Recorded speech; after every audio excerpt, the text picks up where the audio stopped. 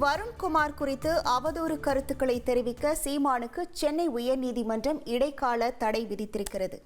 இது தொடர்பான முழு விவரங்களோடு இணைகிறார் நமது செய்தியாளர் சுரேஷ். வணக்கம் சுரேஷ்.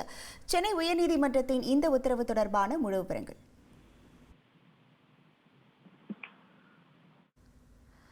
வணக்கம் சுரேஷ், இணைப்பில் உள்ளீர்கள்.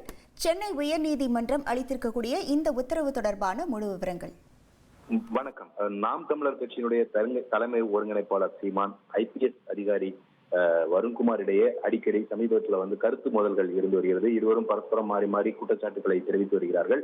இந்த நிலையில தனக்கு எதிராக பொது வெளியில சீமான் ஆதாரம் இல்லாத கருத்துக்களை, அவதூறு கருத்துக்களை தெரிவிப்பதால் தன்னுடைய பெயருக்கு களங்கம் ஏற்பட்டுள்ளது என்றும், எதிர்காலத்துல தனக்கு எதிராக அவதூறான ஆதாரம் இல்லாத கருத்துக்களை தெரிவிக்க சீமானுக்கு தடை விதிக்க வேண்டும் என்ற கோரிக்கையுடன் வருண்குமார் சென்னை உயர்நீதிமன்றத்தில் ஒரு வழக்கு தாக்கல் செய்திருக்கிறார். அந்த மனுவில் இதுவரைக்கும் அவர் பேசியதற்காக 2,10,00,000 ரூபாய் மான நஷ்ட ஈடு வழங்க வேண்டும் என்ற ஒரு கோரிக்கையும் அந்த மனுவில் முன்வைத்திருக்கிறார்.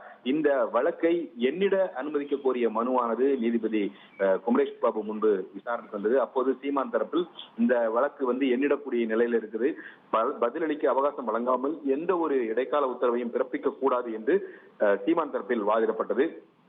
இதை ஏற்க மறுத்த நீதிபதி திருச்சி சரக DIG வருண்குமாருக்கு எதிராக சீமான் கருத்துக்களை, அவதூறு கருத்துக்களை தெரிவிப்பதற்கு இடைக்கால தடை விதித்து உத்தரவிட்டிருக்கிறார். மேலும் மனுவுக்கு பதிலளிக்க சீமானுக்கு நோட்டீஸ் அனுப்ப உத்தரவிட்ட நீதிபதி இந்த வழக்கினுடைய விசாரணையை அடுத்த வாரத்திற்கு தள்ளி வைத்திருக்கிறார். உங்கள் விவரங்களுக்கு நன்றி சுரேஷ். உங்கள் தந்திவன் தொலைக்காட்சியில் கணபதியே வருவாய் தினமும் காலை 7 மணிக்கு காண தவறாதீர்கள்.